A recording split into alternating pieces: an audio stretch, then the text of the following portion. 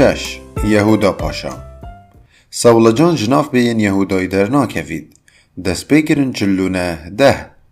اگر ده پرتوکا سی اس لویسی دیروگنامه یا نارنیا خواند بید تو دزانی کو ایک جبابتن هر رجد ده زنجیره دا اوه کو وکو طرف الهندر قربش تبیجید نارنیا چه جاران یا راست نبو جبلی دمه کرک آدمی پاشا بو چه پیتر او سوسن او ادموند و لوسیبن یانجی خاندانا کاسپیانی بو خوشترین و باشترین روژ نارنیای لجر سردمه دینده ها آدمی بون. از حضرت کم کلویز ده تشتکی درباره گوهر خود و راسپاردنا آدمی و حوای دگه هشت.